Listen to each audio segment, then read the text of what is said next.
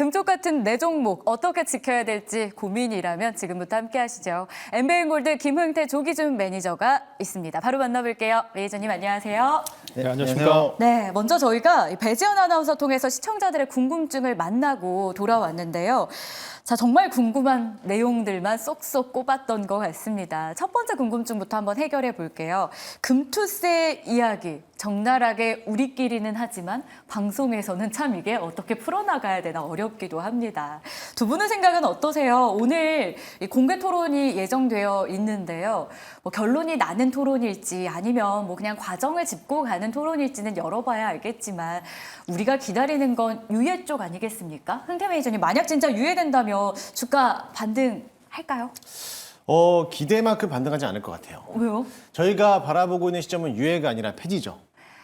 폐지 쪽으로 바라보는데 그쵸. 지금 이게 유예 쪽으로 가닥을 잡고 있는데 그래도 그나마 좀 다행인 거는 금투세를 강제적으로 시행하지 안 할 수 있다는 거에 대해서 조금은 기대는 해볼 수 있겠습니다만은 그래도 저희가 지금 시청자분들뿐만 아니라 개인 투자자들이 계속적으로 이 금투세 관련돼서 논의가 되는 거는 첫 번째 시나리오가 금투세를 계속적으로 하고 있느냐 아니면은 그러나서 폐지를 할 것이냐 거기에 대한 논점을 받고 있는데 지금 이 가닥을 아예 그냥 유예 쪽으로 가다 보니까는 거기에 대한 기대만큼에 대한 실망이 또 한번 나올 수 있다라는 점에서 조금 물량들이 좀 다시 한번 또 쏟아져 나오지 않을까라고 좀 보고 있습니다. 그래도 그나마 좀 다행인 거는 그래도 금투세가 유예 쪽으로 간다라고 하면은 어느 정도에 대한 시장에 대한 반등은 들어올 건데 그게 아무래도 큰 자금력들이 들어오는 것보다는 아무래도 중소형 위주에 대한 시장인 코스닥 쪽에 대한 자금력들이 조금 더 빠르게 더 움직일 가능성이 굉장히 클 거라고 봅니다. 그래서 내일 아마 이제 토론회가 놔두고 나서 이게 유예가 될지 아니면 계속적으로 시행될지는 아직도 뭐 답은 정해져 있지 않지만 그래도 유예 쪽으로 좀 가닥을 잡으면서 포커스를 맞춰놓고 시장을 좀 대응하는 게 좀 더 낫지 않을까라고 보여지니까요.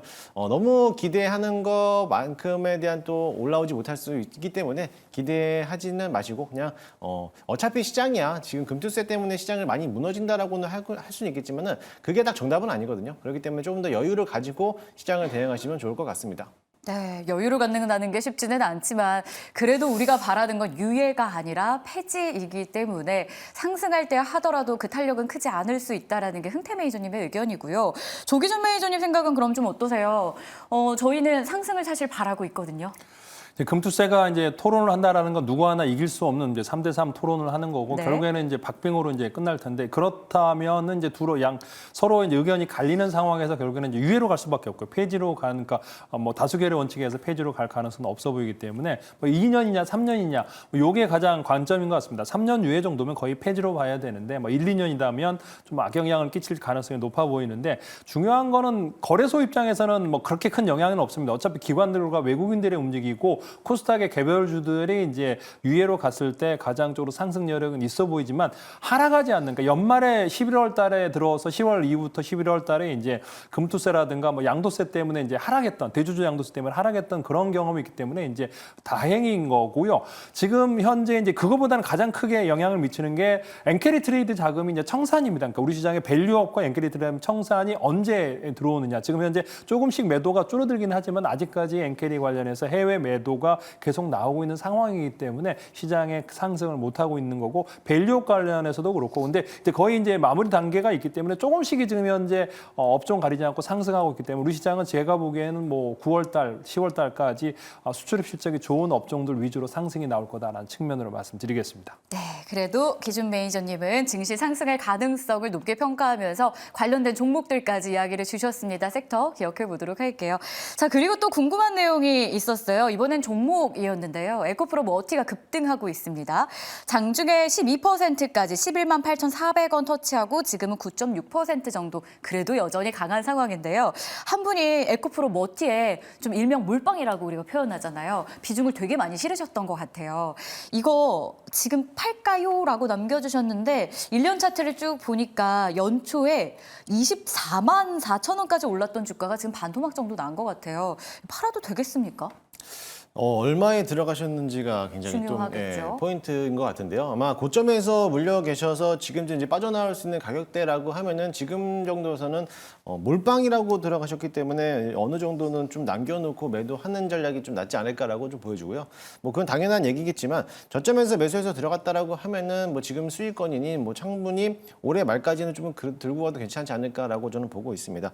아무래도 삼성전기 쪽 이제서 이제 전고체에 대한 호재 내용이 나오다 보니까 오늘 2차 전지에 대한 수급이 좀 쏠리는 현상이 나오고 있는데 이게 오늘만 또 올라갈 가능성도 굉장히 커요. 왜냐하면 이렇게 또 하루 걸러서 연속적인 이제 섹터들의 순환매가 돌지 않고 섹터별로 각자 일정에 맞춰서 순환매를 돌리고 있다 보니까는 이게 연속적으로 간다라고 하면은 오히려 다행이지만 그러지 않을 가능성이 굉장히 또 크기 때문에 그 점을 보른다라고 하면은 좀 수익을 챙겨가면서 좀 대응해도 되지 않을까. 워낙에 또 이제 한 번에 비중을 많이 들어가셨기 때문에 이게 만약에 큰 금액이 아니고 좀 나는 좀 괜찮다라고 하신다라고 하면은 물론 거기에 대해서 들어가도 겠지만은 만약에 이제 내가 좀 과분할 정도로 큰 금액이 들어갔다라고 하면은 일부 정도는 수익 실현하시면서 올해 연말까지 들고 가시는 게 좋을 거라고 좀 봅니다.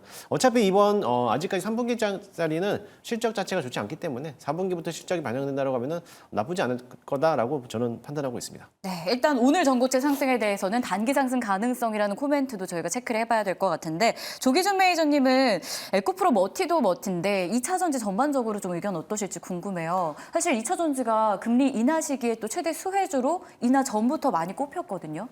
오늘은 이제 뭐 삼성전기가 이제 뭐 쏘아 올린 시장의 상승세가 2차 전지 전반적으로 상승하고 있는데 결국에는 이제 삼성전기가 쏘아온 게 올린 게 이제 MLCC 기반으로 소소형 전고체 산화물인데 산화물계입니다. 그러니까 지금 현재 시장은 황화물계 종목들이 이제 많이 올라가고 있고 뭐 그 2차 전지가 전반적으로 올라가는데 소소형 이제 IT 관련해서 웨어러블 관련 어떤 2차 전지를 개발했는데 아직까지 상용화 되는 게 아니고 개발 완료한 것도 아닙니다. 그래서 지금 이제 올라오는 거는 이제 단기 급등이기 때문에 차익 실현하시면서 분할 매도 관점으로 보시면 제가 보기에는 에코프로 12만 원대 매물대가 있기 때문에 현금화로 잡아드리겠습니다. 알겠습니다. 궁금하셨던 시청자분께 도움되셨길 바라면서 마지막으로 저희 셀트리온 하나 더 보고 가겠습니다.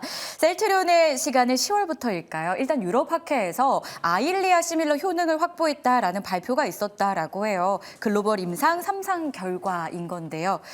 일단 오늘 주가는 나쁘지가 않습니다. 거래대금도 붙고 있고요. 셀트리온 같은 자리는 지금 뭐 제약바이오는 한 차례 더 갈 수 있다라고 다들 이제 예상하고 있기 때문에 네. 오히려 지금 자리는 홀딩하면서 조금 더 길게 보는 시점으로 보시면 좋겠고요.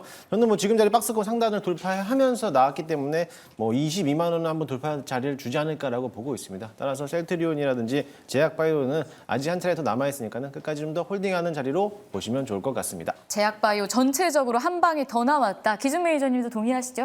제약보에는 남아있는 셀트리온은 너무 무겁습니다. 그리고 그 21만 원대가 고점이기 때문에 일단 네. 박스권 상단에 갇혀있기 때문에 얘가 어떤 그 새로운 품목 하나의 허가로는 뚫을 가능성이 없기 때문에 수급이 아직까지 좋지 않기 때문에 분할 매도하시고 나중에 저점에서 박스권 하단에서 재매수의 시기를 권해드리겠습니다. 그 시기가 되면 기준 매니저님이 한 번 더 조언해 주시면 좋을 것 같습니다. 자, 이렇게 해서 여러분들의 궁금증 먼저 해결해 봤는데요. 이제 저희가 매수해야 될 종목이 뭔지 이걸 알아봐야겠죠. 먼저 김흥태 매니저의 시간으로 이어지겠습니다.